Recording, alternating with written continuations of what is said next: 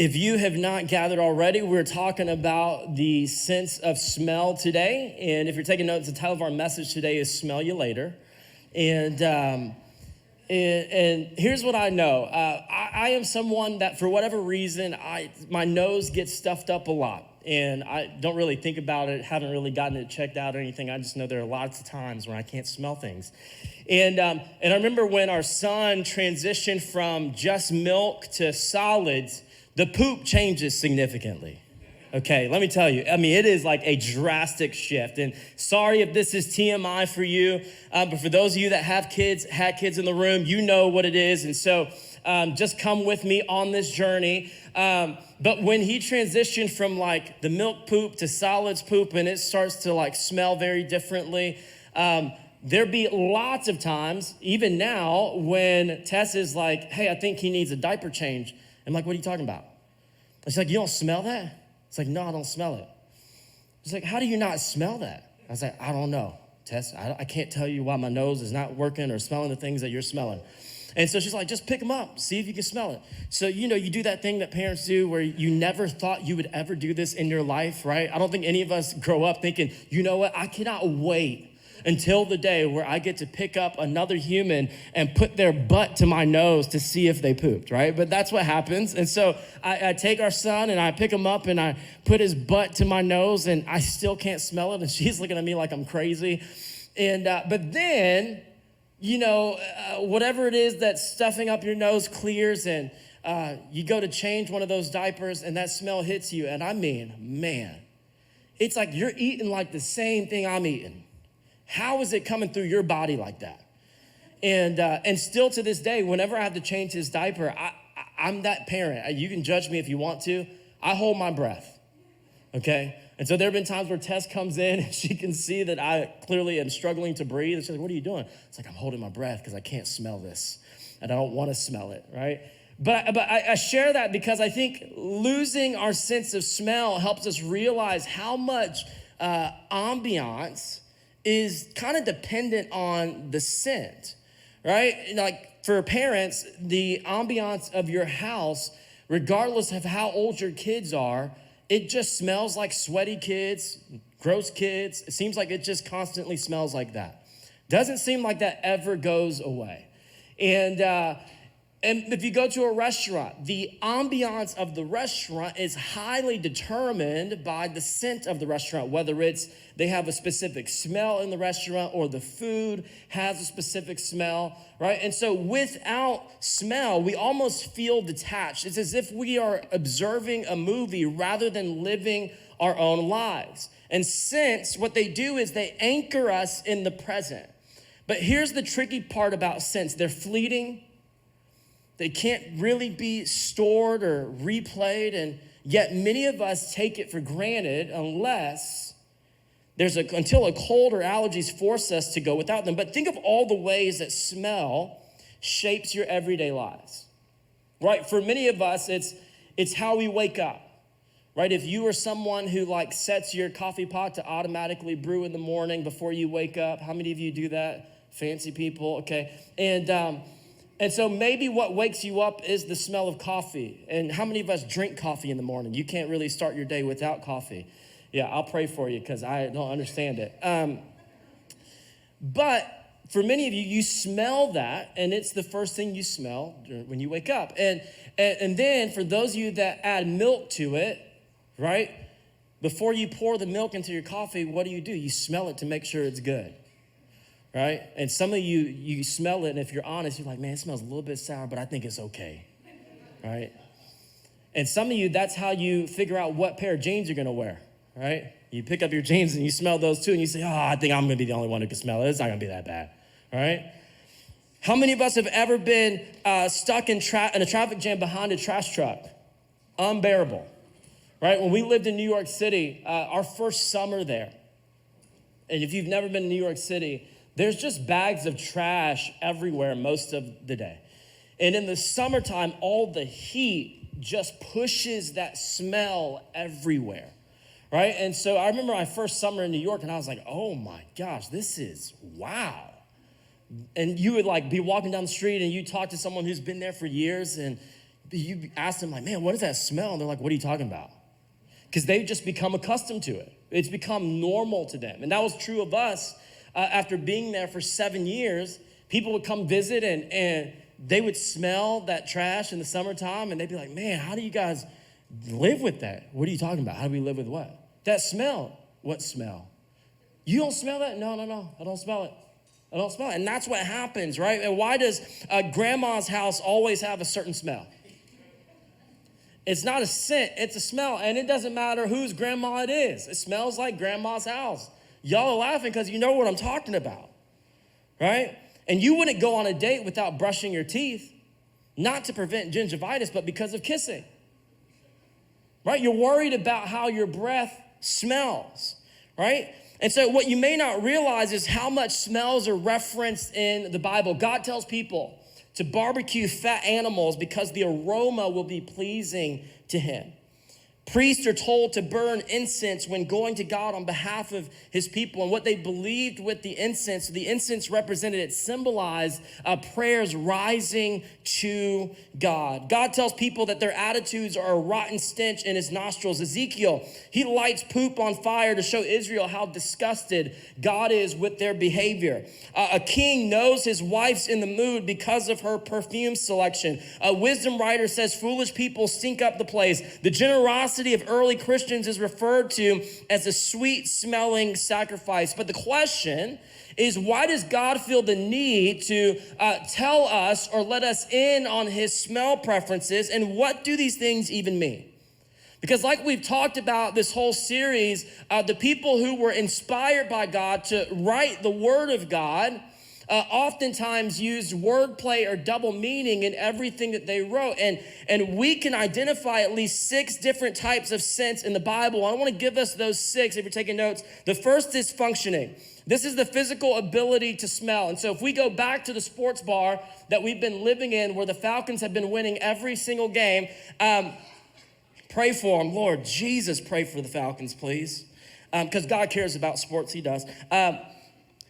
So if we're back at the sports bar, right, now you might be saying, well, my allergies have cleared up. I can actually smell again, right? So there's the physical ability to actually smell. The second is characterizing the distinct aroma something gives off. This place always smells like chicken wings, and I love it. I love it. Somebody asked me what my favorite scent was, and I said fried chicken, and I'm not kidding. The smell of fried chicken, that just like gets me going. Right? If I smell fried chicken, I'm pumped. I'm ready to go, okay?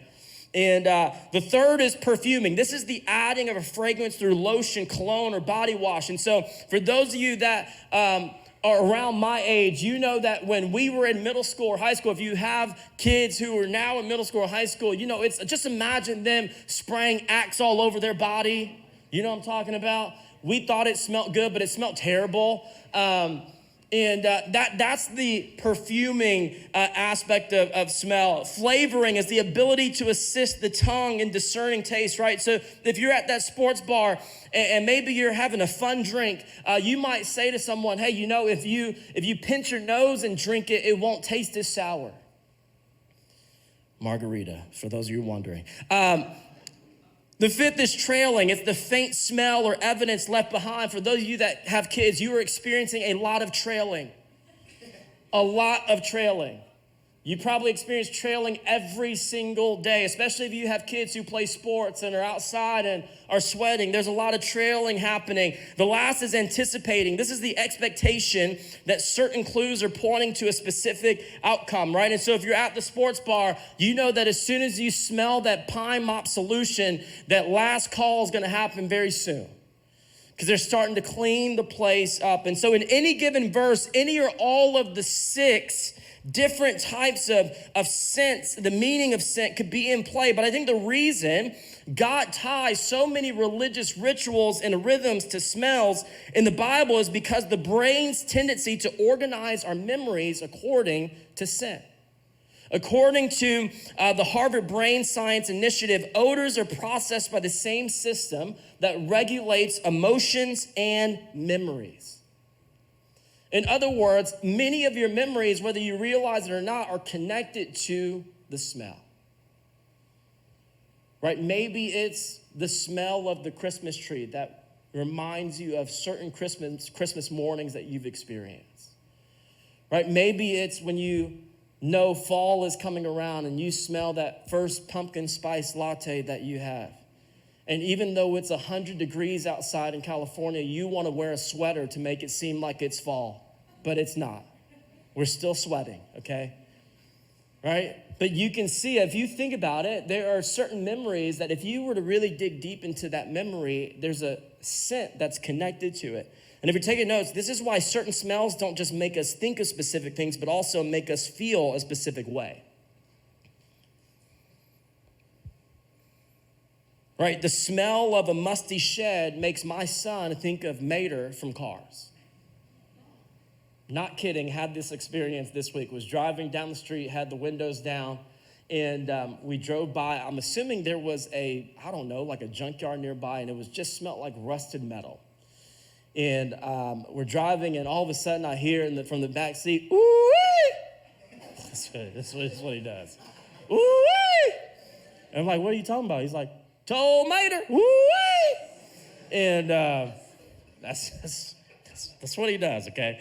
But even for him at his age, there is a scent that is connected to a memory of something that is significant to him right now, which is cars, right? And so you've got so many of your own examples because scents remind us of events, relationships, and seasons, some good and some bad. But if you're taking notes, here's what we got to understand. Scents mark moments.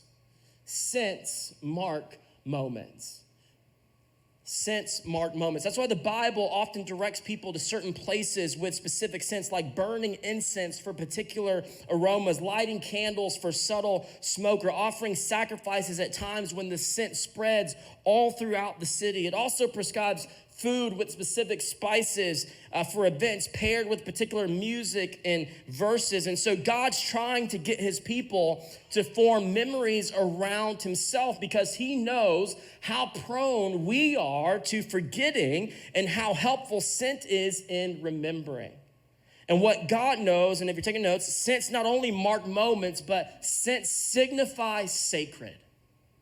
Scents signify sacred, and sacred are the moments that you and I can't afford to forget. You think about sacred moments. I know when our son was born, and man, like after they like clean him up, because he looks a little strange when they come out, it's like, my gosh, who is that? Right? Then they clean him up and you get to hold them, and man, that new baby smell is like godly, holy. But it marks a sacred moment. Anytime I smell a new baby, I think of the first time that I held my son. Sacred. Right? I can tell you what the room smelled like that I made the decision to follow Jesus. It smelled like smelly middle school and high school kids. It was absolutely disgusting, to be honest.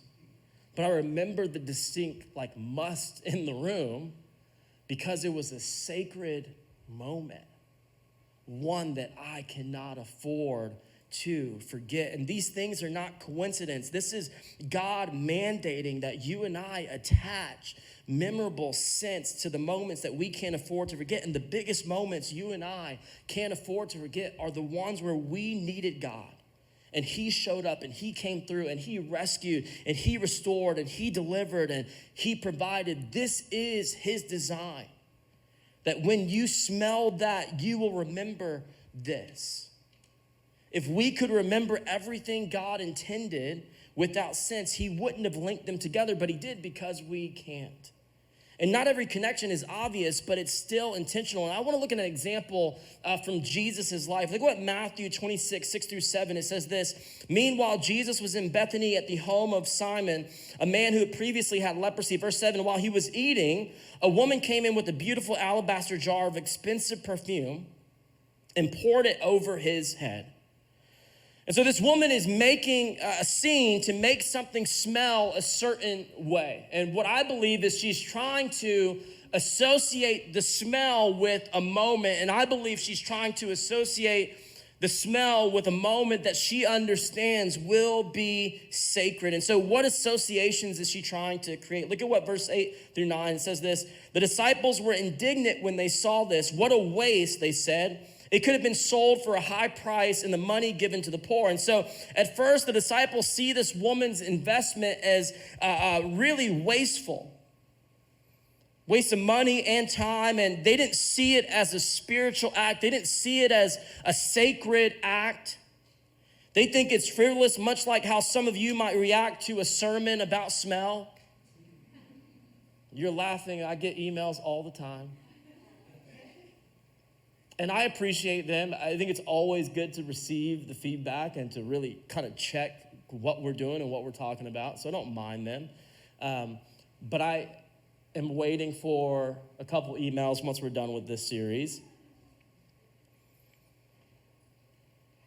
But look at what verses 10 through 12 say. It says this, but Jesus, aware of this, replied, why criticize this woman for doing such a good thing to me? Why criticize this woman for doing the thing that they thought was wasteful? Jesus says, man, this is such a good thing. It says, you will always have the poor among you, but you will not always have me. She has poured this perfume on me to prepare my body for burial. And so first, Jesus reads the disciples' minds. Then he makes a controversial statement saying that spending a year's salary on perfume for him is better than using it to feed the poor. And I know that this statement could be shocking given how much we know Jesus cares for those that are in need. And so what is he really saying? What Jesus is really saying is that the woman is preparing him for burial. In their culture, this involved washing the body with perfume. And so after death, bodies were covered in linen, and the perfume was to mask the smell of the body decaying.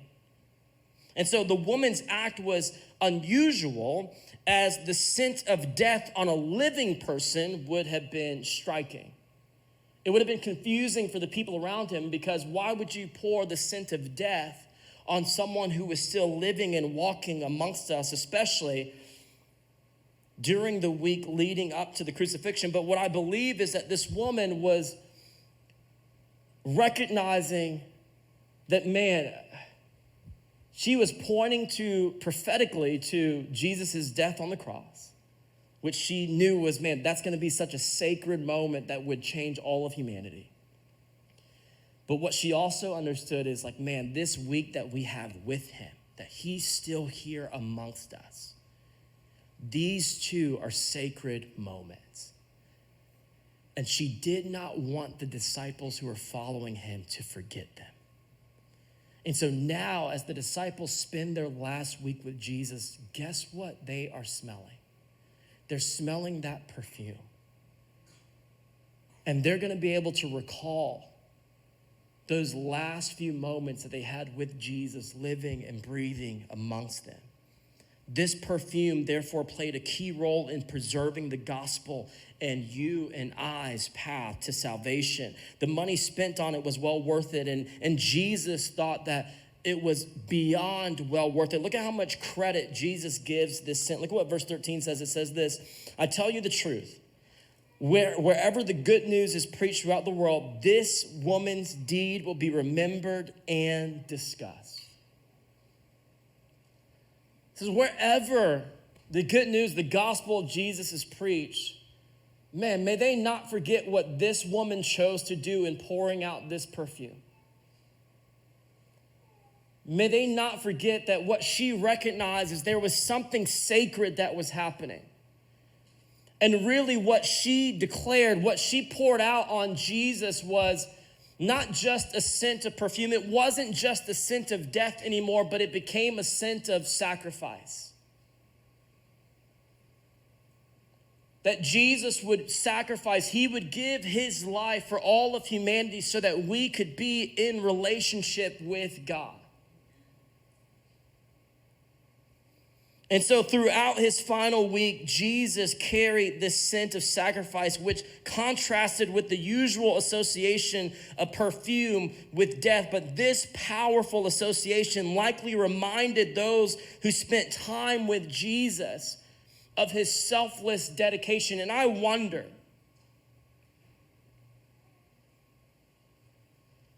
What about your life?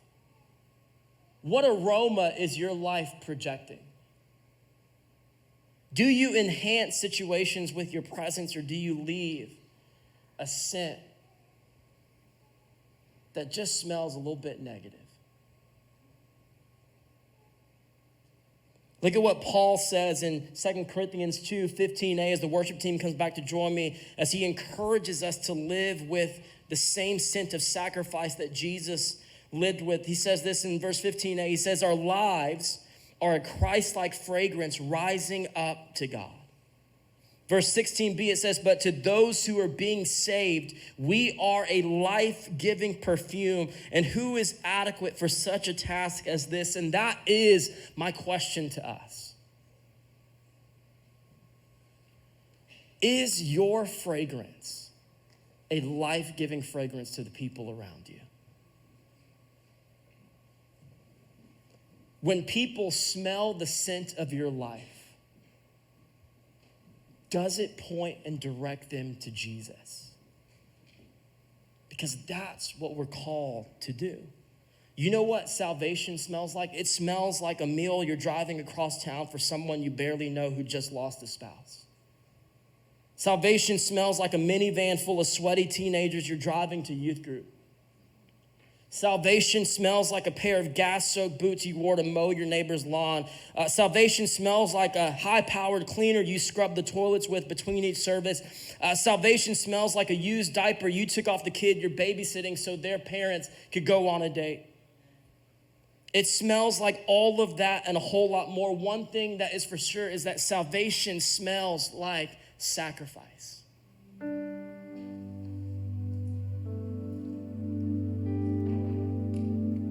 Jesus' life, he walked and talked smelling like a living sacrifice. And the authors of the New Testament who were called that week instructed us to walk around smelling the same. Look at what Romans 12:1, it says this.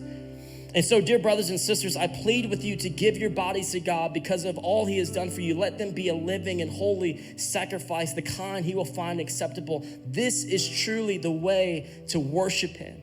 And so in ancient Jewish culture, sacrifice meant burning an animal, which had a distinct barbecue-like aroma. And I know some of you are hungry right now. I keep talking about the smell of barbecue and the smell of food.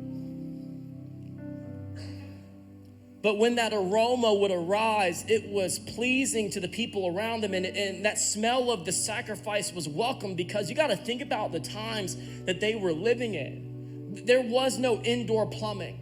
And so sewage was just all around them. Animals, doing what they do all around them. And so when they would smell the sacrifice of the animal rising up as a sacrifice, not just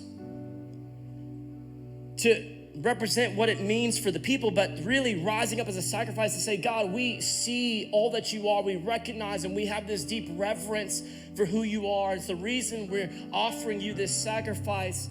It was a welcomed aroma. But I think we live in a culture now where sacrifice doesn't seem like a welcoming aroma we want to live with. Because oftentimes sacrifice is inconvenient. It's going to cost you something. But we have to get out of the headspace and the mindset of thinking that the aroma of sacrifice does not smell good, because it is the aroma that points people to Jesus. And dare I say, it is the aroma that reminds you and I that, man, once I was a sinner, but while I was dead in my sin, there was a God who loved me so much that he gave his only son, Jesus, to die on the cross for me.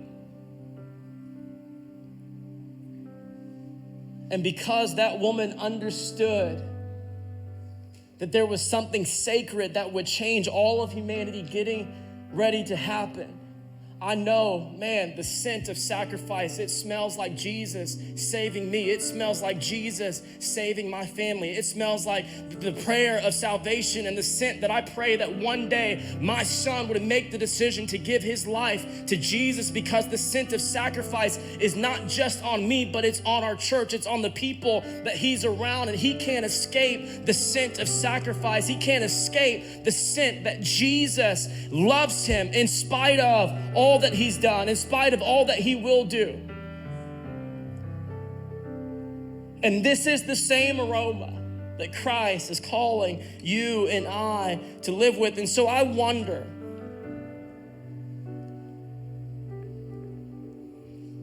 are you living in such a way that it makes the discouraging situations to those around you that they might be facing?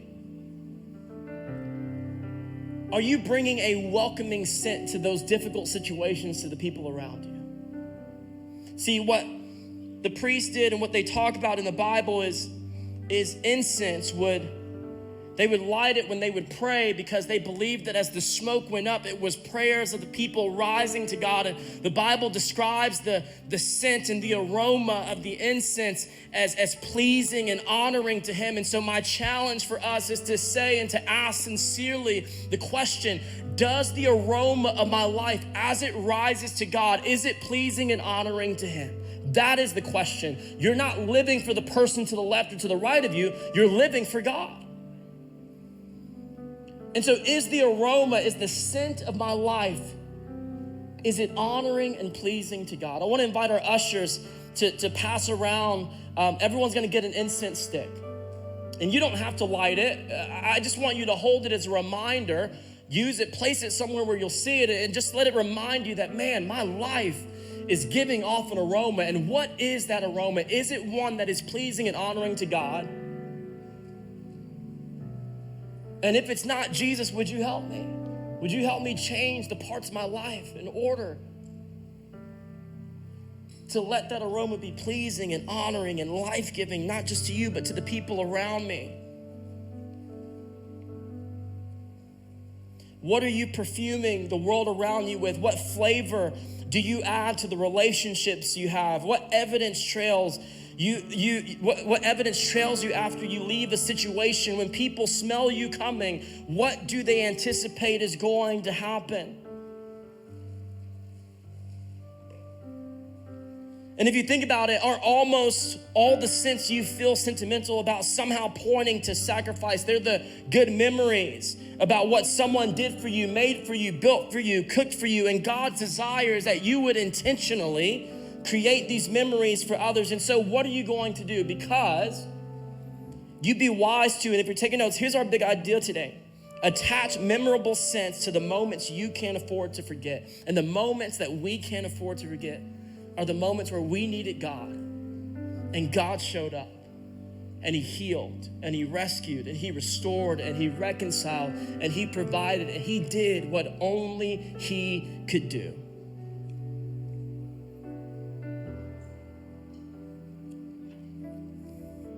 And so the worship team's gonna take a moment to declare over us, day and night, night and day, let incense rise. And my prayer is that as you hold this, that it would be a reminder of, man, what is rising to God from my life?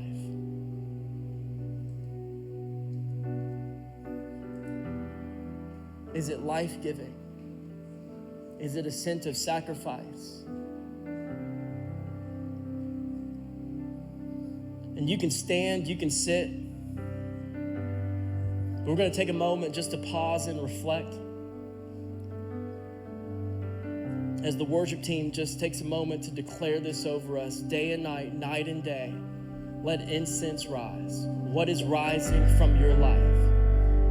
What aroma is rising from your life today? South Hills Church, I just want to take a moment and say thank you for watching our service online. Whether you're watching it for the first time or you're watching it again because you enjoyed the service so much from the weekend, I'd like to take a moment and dive into our giving. Every week we give people the opportunity to give back and give to the local church so that God can continue to bless your lives and bless your finances. Here at South Hills, we believe that everything comes from God. We believe that He's the one that chose us and brought us into this world, gave us our gifts and talents and abilities. And I just want you to know that when we give, we are giving back what God has already given to us. If you've ever seen any of our envelopes at a South Hills campus, you'll see on there that it says, every week at South Hills, your generosity is giving people the opportunity to live a better story. And there's a scripture on there in Matthew chapter 6, verse 21 that says, where your treasure is, there your heart will be also. So I want to encourage you today to click down below and set up your giving, whether it's for the first time or whether you're doing reoccurring giving. We have 4 ways to give here at South Hills. 1, you can do it in person at any of our campuses through an envelope. Or 2, you can actually text any amount that you would like to 84321. And the 3rd way is to download our Church Center app. I encourage you to do this one because the Church Center app gives you opportunity to stay connected with our church and your campuses. It's a great tool and resource for you to know what's going on. And the 4th way to give is to give online. You can go to southhills.org/give and you can set up your giving there. Whether you're a guest of our church or whether you are a member of our church, or whether you simply just like to watch our services, I encourage you to trust God with your finances so that He can bless and anoint your finances, and you can be trusting God in this journey of living life to the fullest. I love you, and thank you for watching our online service today.